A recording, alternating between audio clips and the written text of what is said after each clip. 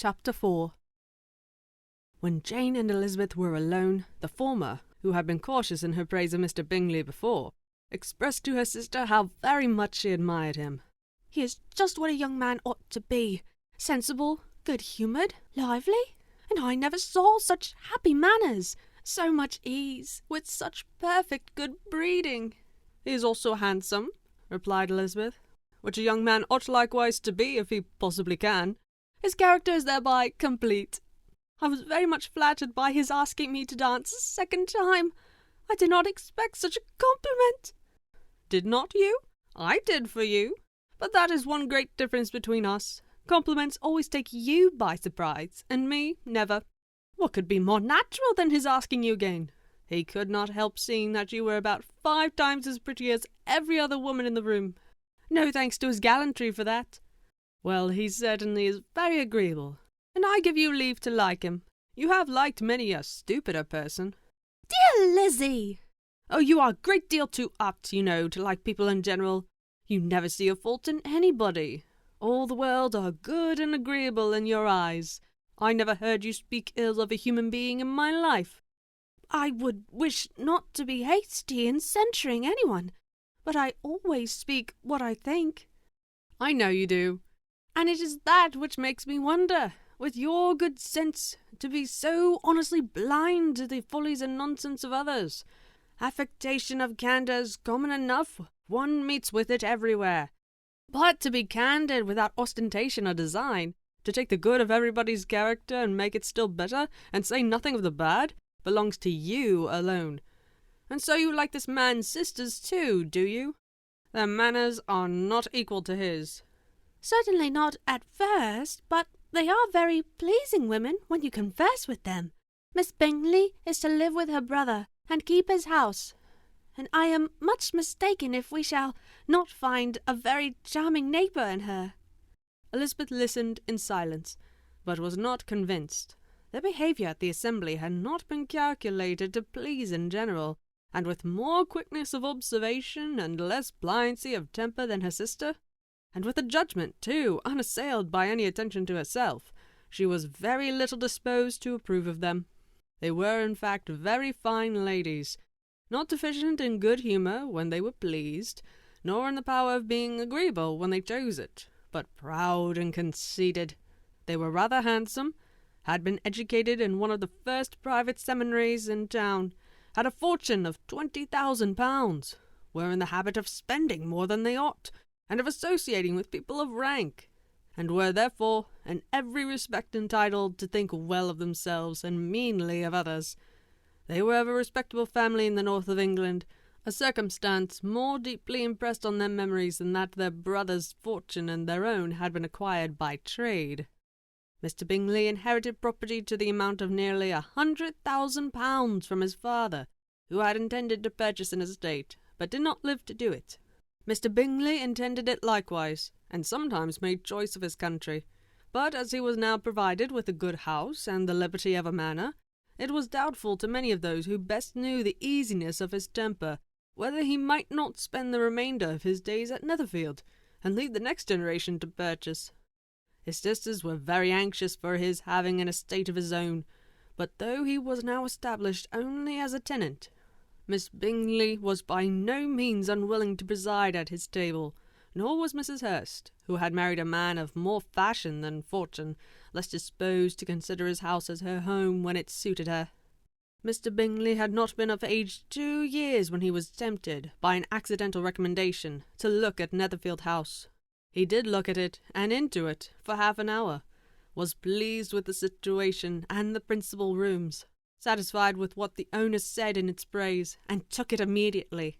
Between him and Darcy there was a very steady friendship, in spite of a great opposition of character. Bingley was endeared to Darcy by the easiness, openness, and ductility of his temper, though no disposition could offer a greater contrast to his own, and though with his own he never appeared dissatisfied. On the strength of Darcy's regard, Bingley had the firmest reliance, and of his judgment the highest opinion. In understanding, Darcy was the superior. Bingley was by no means deficient, but Darcy was clever. He was at the same time haughty, reserved, and fastidious, and his manners, though well-bred, were not inviting. In that respect, his friend had greatly the advantage. Bingley was sure of being liked wherever he appeared. Darcy was continually giving offence. The manner in which they spoke of the Meryton assembly was sufficiently characteristic. Bingley had never met with pleasanter people or prettier girls in his life. Everybody had been most kind and attentive to him. There had been no formality, no stiffness. He had soon felt acquainted with all the room. And as to Miss Bennet, he could not conceive an angel more beautiful. Darcy, on the contrary, had seen a collection of people in whom there was little beauty and no fashion, for none of whom he had felt the smallest interest, and from none received either attention or pleasure. Miss Bennet he acknowledged to be pretty, but she smiled too much. Mrs. Hurst and her sister allowed it to be so, but still they admired her and liked her, and pronounced her to be a sweet girl, and one whom they should not object to know more of. Miss Bennet was therefore established as a sweet girl, and their brother felt authorized by such commendation to think of her as he chose. Chapter 5. Within a short walk of Longbourn lived a family with whom the Bennets were particularly intimate. Sir William Lucas had been formerly in trade in Meryton, where he had made a tolerable fortune, and risen to the honour of knighthood by an address to the king during his mayoralty. The distinction had perhaps been felt too strongly. It had given him a disgust to his own business, and to his residence in a small market town, and, quitting them both, he had removed with his family to a house about a mile from Meryton, denominated from that period Lucas Lodge, where he could think with pleasure of his own importance, and, unshackled by business, occupy himself solely in being civil to all the world. For, though elated by his rank, it did not render him supercilious. On the contrary, he was all attention to everybody. By nature inoffensive, friendly, and obliging, his presentation at St. James's had made him courteous. Lady Lucas was a very good kind of woman, not too clever to be a valuable neighbour to Mrs. Bennet. They had several children. The eldest of them, a sensible, intelligent young woman about 27, was Elizabeth's intimate friend. That the Miss Lucases and the Miss Bennets should meet to talk over a ball was absolutely necessary, and the morning after the assembly brought the former to Longbourn to hear and to communicate. "You began the evening well, Charlotte," said Mrs. Bennet, with civil self-command to Miss Lucas. "You were Mr. Bingley's first choice." "Yes, but he seemed to like his second better." "Oh, you mean Jane, I suppose, because he danced with her twice. To be sure, that did seem as if he admired her. Indeed, I rather believe he did. I heard something about it, but I hardly know what. Something about Mr. Robinson." "Perhaps you mean what I overheard between him and Mr. Robinson? Did not I mention it to you? Mr. Robinson's asking him how he liked our Meryton assemblies, and whether he did not think there were a great many pretty women in the room, and which he thought the prettiest? And his answering immediately to the last question, 'Oh, the eldest Miss Bennet, beyond a doubt. There cannot be two opinions on that point.'" "Upon my word! Well, that was very decided indeed. That does seem as if... But, however, it may all come to nothing, you know." "My overhearings were more to the purpose than yours, Eliza," said Charlotte. "Mr. Darcy is not so well worth listening to as his friend, is he? Poor Eliza, to be only just tolerable." "I beg you will not put it into Lizzie's head to be vexed by his ill-treatment, for he is such a disagreeable man that it would be quite a misfortune to be liked by him. Mrs. Long told me last night that he sat close to her for half an hour without once opening his lips." "Are you quite sure, ma'am? Is not there a little mistake?" said Jane. "I certainly saw Mr. Darcy speaking to her." "Aye, because she asked him at last how he liked Netherfield, and he could not help answering her. But, she said, he seemed very angry at being spoke to." "Miss Bingley told me that he never speaks much unless among his intimate acquaintance. With them he is remarkably agreeable." "I do not believe a word of it, my dear. If he had been so very agreeable, he would have talked to Mrs. Long. But I can guess how it was. Everybody says that he is eat up with pride, and I dare say he had heard somehow that Mrs. Long does not keep a carriage, and had to come to the ball in a hack chaise. I do not mind his not talking to Mrs. Long, said Miss Lucas, but I wish he had danced with Eliza. Another time, Lizzie, said her mother. I would not dance with him if I were you. I believe, ma'am, I may safely promise you never to dance with him. His pride, said Miss Lucas, does not offend me so much as pride often does, because there is an excuse for it. One cannot wonder that so very fine a young man, with family, fortune, everything in his favour, should think highly of himself. If I may so express it, he has a right to be proud. That is very true, replied Elizabeth, and I could easily forgive his pride, if he had not mortified mine. Pride, observed Mary, who piqued herself upon the solidity of her reflections, is a very common failing, I believe. By all that I have ever read, I am convinced that it is very common indeed, that human nature is particularly prone to it, and that there are very few of us who do not cherish a feeling of self-complacency on the score of some quality or other, real or imaginary. Vanity and pride are different things, though the words are often used synonymously. A person may be proud without being vain. Pride relates more to our opinions of ourselves, vanity to what we would have others think of us. If I were as rich as Mr. Darcy, cried a young Lucas who came with his sisters, I should not care how proud I was. I would keep a pack of foxhounds and drink a bottle of wine every day. Then you would drink a great deal more than you ought, said Mrs. Bennet, and if I were to see you at it, I should take away your bottle directly. The boy protested that she should not. She continued to declare that she would, and the argument ended only with the visit. Chapter 6. The ladies of Longbourn soon waited on those of Netherfield. The visit was returned in due form. Miss Bennet's pleasing manners grew on the good will of Mrs. Hurst and Miss Bingley, and though the mother was found to be intolerable, and the younger sisters not worth speaking to, a wish of being better acquainted with them was expressed towards the two eldest. By Jane this attention was received with the greatest pleasure, but Elizabeth still saw superciliousness in their treatment of everybody, hardly excepting even her sister, and could not like them. Though their kindness to Jane, such as it was, had a value, as arising in all probability from the influence of their brother's admiration, it was generally evident whenever they met that he did admire her, and to her it was equally evident that Jane was yielding to the preference which she had begun to entertain for him from the first, and was in a way to be very much in love. But she considered with pleasure that it was not likely to be discovered by the world in general, since Jane united with great strength of feeling, a composure of temper, and a uniform cheerfulness of manner, which would guard her from the suspicions of the impertinent. She mentioned this to her friend Miss Lucas. "It may perhaps be pleasant," replied Charlotte, "to be able to impose on the public in such a case, but it is sometimes a disadvantage to be so very guarded.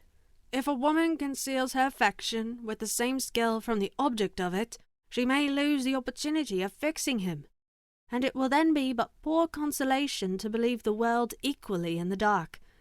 There is so much gratitude or vanity in almost every attachment, that it is not safe to leave any to itself. We can all begin freely. A slight preference is natural enough, but there are very few of us who have heart enough to be really in love without encouragement. In 9 cases out of 10, a woman had better show more affection than she feels. Bingley likes your sister, undoubtedly, but he may never do more than like her, if she does not help him on. But she does help him on, as much as her nature will allow. If I can perceive her regard for him, he must be a simpleton indeed not to discover it too. Remember, Eliza, that he does not know Jane's disposition, as you do. But if a woman is partial to a man and does not endeavour to conceal it, he must find it out. Perhaps he must, if he sees enough of her. But though Bingley and Jane meet tolerably often, it is never for many hours together, and as they always see each other in large mixed parties, It is impossible that every moment should be employed in conversing together. Jane should therefore make the most of every half-hour in which she can command his attention. When she is secure of him, there will be leisure for falling in love as much as she chooses." "Your plan is a good one," replied Elizabeth, "where nothing is in question but the desire of being well married, and if I were determined to get a rich husband, or any husband, I dare say I should adopt it. But these are not Jane's feelings. She is not acting by design. As yet she cannot even be certain of the degree of her own regard, nor of its reasonableness. She has known him for only a fortnight. She danced 4 dances with him at Meryton. She saw him one morning at his own house, and has since dined in company with him 4 times. This is not quite enough to make her understand his character. Not as you represent it. Had she merely dined with him, she might only have discovered whether he had a good appetite. But you must remember that 4 evenings have been also spent together, and 4 evenings may do a great deal." "Yes, these 4 evenings have enabled them to ascertain that they both like 21 better than commerce. But with respect to any other leading characteristic, I do not imagine that much has been unfolded." "Well," said Charlotte, "I wish Jane success with all my heart, and if she were married to him tomorrow, I should think she had as good a chance of happiness as if she were to be studying his character for a 12-month. Happiness in marriage is entirely a matter of chance.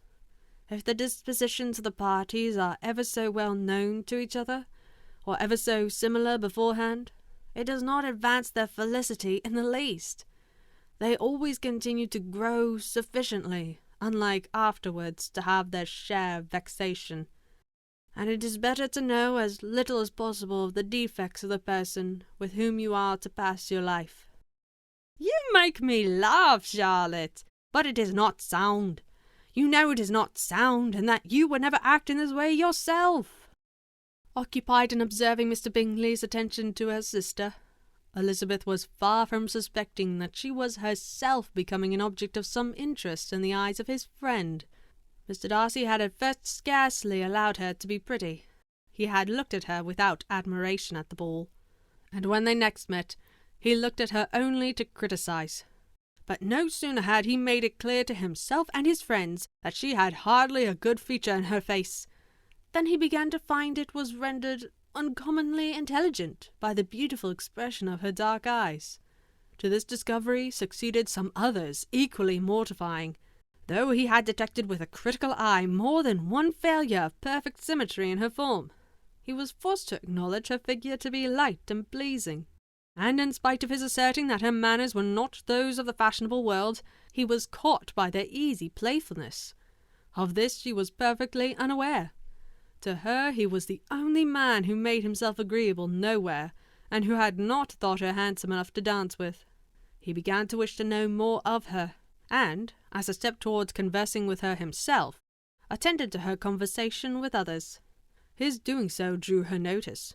It was at Sir William Lucas's, where a large party was assembled.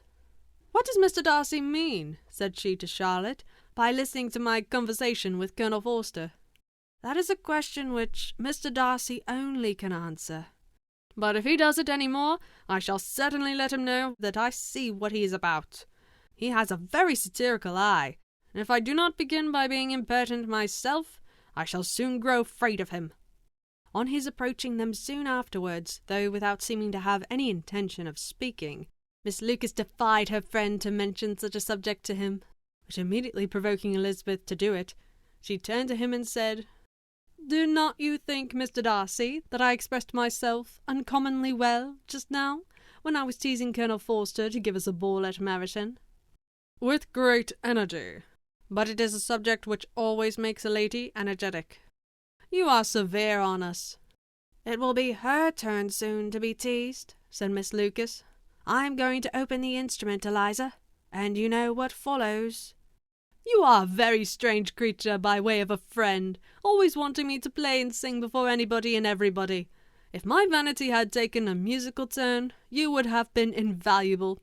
But as it is, I would really rather not sit down before those who must be in the habit of hearing the very best performers. On Miss Lucas's persevering, however, she added, "Very well, if it must be so, it must." And gravely glancing at Mr. Darcy, "There is a very fine old saying, which everybody here is of course familiar with.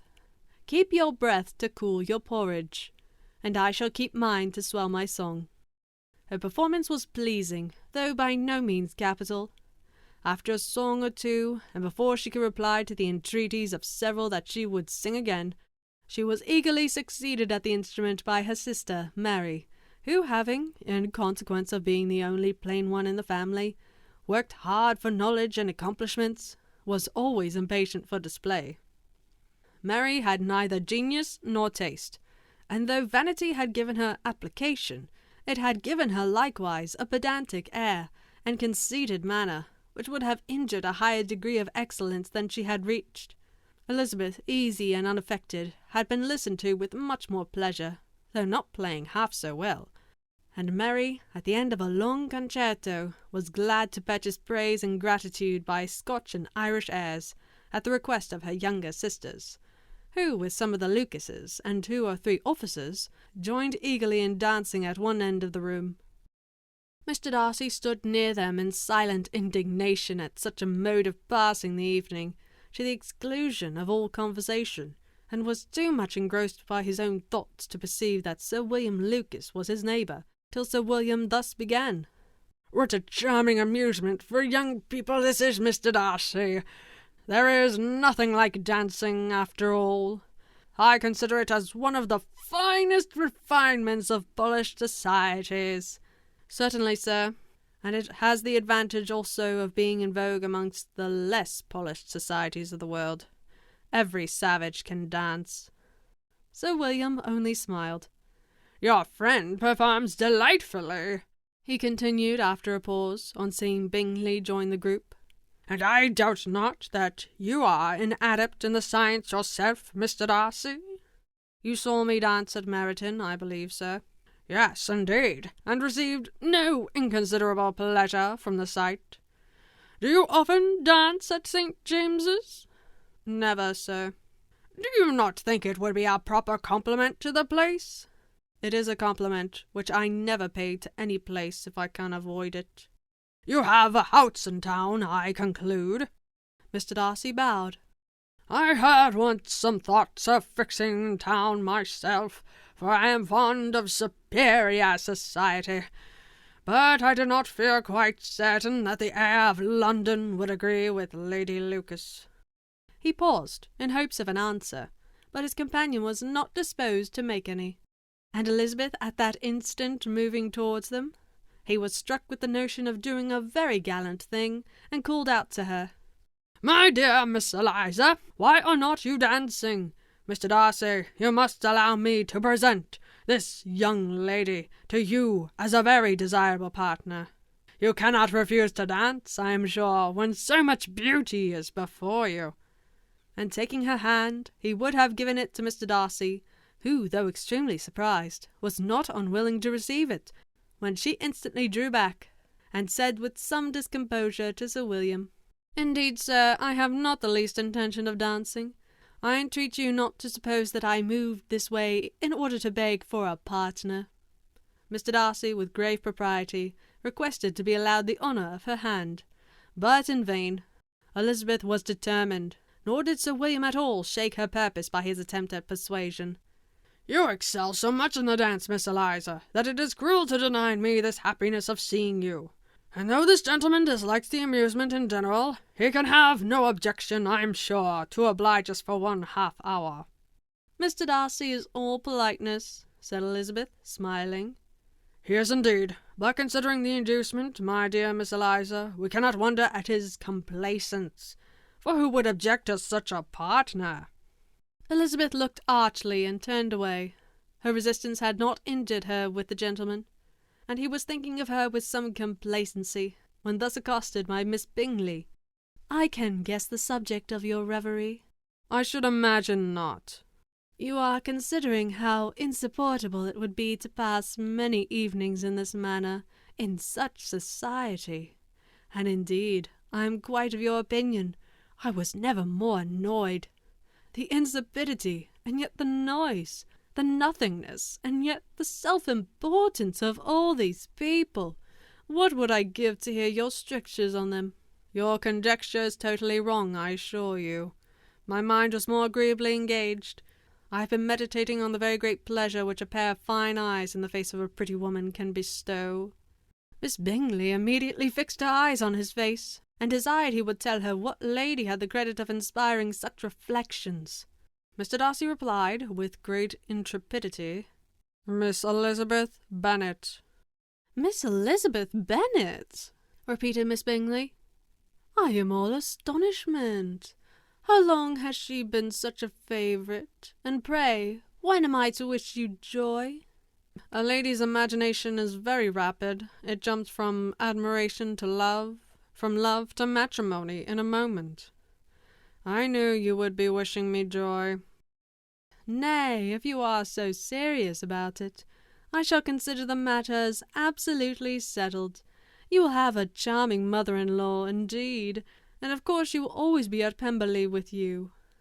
He listened to her with perfect indifference, while she chose to entertain herself in this manner, and as his composure convinced her that all was safe, her wit flowed along.